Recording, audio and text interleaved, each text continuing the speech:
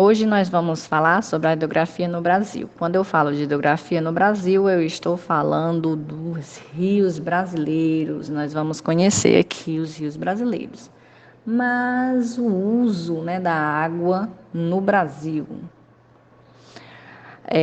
O uso da água no Brasil é para irrigação, plantação, para o abastecimento, atividade agropecuária, criação de animais, para abastecimento rural, as casas no campo, afastado das cidades, para as usinas, produção de energia elétrica, para as indústrias, para as atividades de mineração e também para o abastecimento urbano. A água é muito importante, a importância da água dos rios. A água é muito importante para a sobrevivência humana, para a sobrevivência. Um dos principais agentes, a água, um dos principais agentes modeladores do relevo terrestre, porque o rio ele nasce em uma serra e ele sai cortando, a vegetação, modelando o relevo até desaguar em um oceano ou em um rio, em outro rio.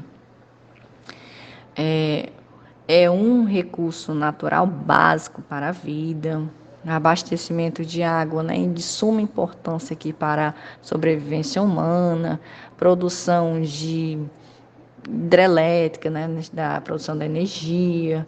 Também tem os fluxos, navegação fluvial, que são os rios que têm suas navegações.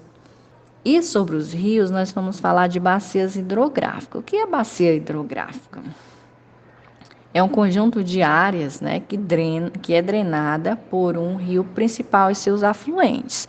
O rio ele nasce em uma serra e ele vai fazendo o seu percurso até desaguar no oceano. Então ele sai cortando a vegetação, modelando o relevo. E o que são afluentes? Afluentes são rios que jogam água dentro de um rio principal.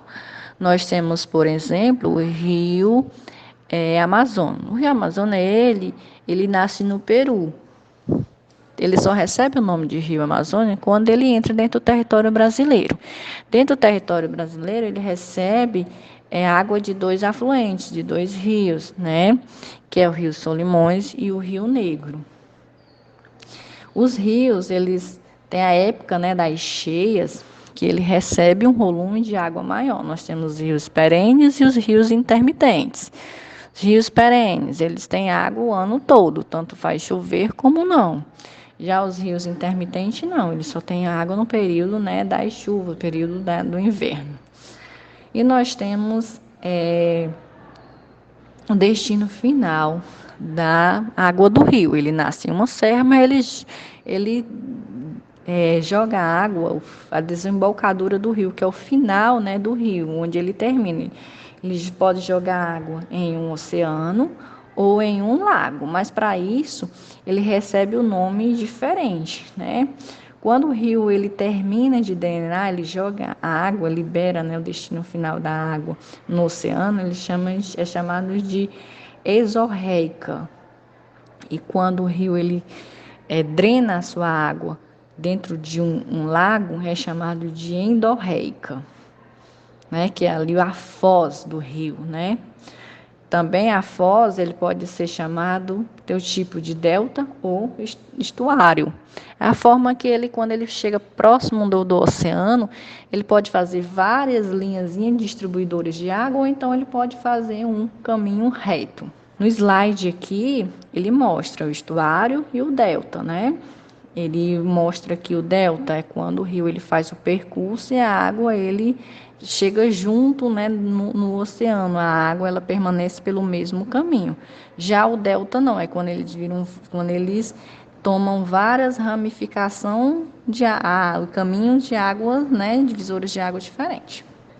Em todo o mapa aqui, mundial, nós temos as maiores bacias hidrográficas do mundo, na América do Norte, na América do Sul, na Europa, na África, na Ásia, na Austrália. Então, todos esses continentes aqui, existem bacias hidrográficas, existem rios. Vamos falar aqui das bacias hidrográficas brasileiras. Nós temos a Amazônica, Tocantins, temos São Francisco e temos a Bacia do Platina. Vamos falar de cada uma individualmente. Bacia hidrográfica, né? O Rio Amazonas é o centro da bacia hidrográfica do mundo, né? A bacia hidrográfica conta aqui com 7 bilhões de quilômetros quadrados, estando aqui no território brasileiro, como eu havia falado para vocês. Essa bacia também é presente na Bolívia, no Peru, no Equador, na Colômbia, certo? E no Brasil abrange os seguintes estados. Quando o rio chega no Brasil, que eu falei para vocês que o Rio Amazonas só recebe o nome quando ele entra no território brasileiro e ele nasce, né, a nascente dele é no Peru, então ele passa aqui pelos estados da Amazônia, Roraima, Rondônia, Mato Grosso, Pará e Amapá. Bacia do Tocantins, Araguaia. É a maior bacia localizada inteiramente no território brasileiro, certo? Temos aqui os rios Tocantins e Araguaia, certo? Então, ela é totalmente brasileira. Rio São Francisco, né? Temos aqui o navegável, trechos navegável em Minas Gerais, Juazeiro, Petrolina, Pernambuco. Grande parte da água, né, desse rio Amazonas é para aproveitamento de energia. Temos aqui as usinas das Três Marias, temos Sobradinho e também de Paulo Afonso, certo? Então aqui grande parte aqui, mas também o rio São Francisco também tem um aproveitamento também da água para cultivos agrícolas. Vamos aqui falar da transposição do Rio São Francisco. O que foi a transposição do Rio São Francisco? Foi um projeto, né, criado para quê? Para que a água desse rio passasse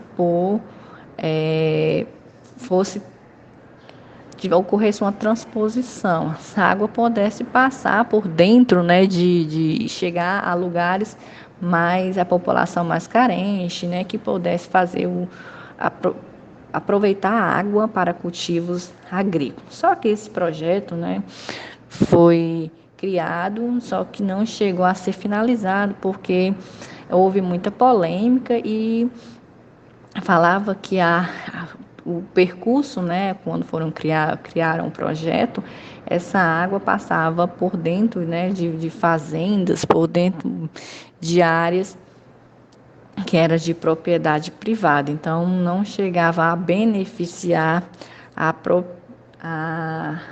população mais carente, né, que precisava, né, desse projeto. Então, por isso, houve várias argumentações e o projeto não chegou a ser concluído. Temos a Bacia do Platina, certo? A Bacia do Platina, a segunda maior bacia hidrográfica do planeta, estende desde o Brasil, Uruguai, Bolívia, Paraguai, Argentina. Apresenta, né, um grande potencial também hidrelétrico, né, com instalação também no Brasil. Sua posição geográfica, né, uma posição geográfica estratégica, localizada aqui, a Bacia Platina, ela abrange aqui o Paraná, Paraguai e Uruguai, né, a localização dessa Bacia do Platina. E nós temos aqui os reservatórios, né? Reservatórios de água subterrânea, aquífero Guarani. O aquífero Guarani aqui pega uma parte aqui do território brasileiro, né? Fica entre o Brasil, Paraguai, Argentina e o Uruguai. Esse reservatório aqui, né, tem uma proporção gigantesca de água subterrânea, certo? água, né? Água doce. E pegando aqui, né? Eu falei para vocês os países, né? Quando nós falamos aqui, maior reservatório aquífero Guarani é o maior reservatório de água subterrânea. E que nós finalizamos a nossa aula, né, falando sobre o reservatório de água doce aquífero Guarani.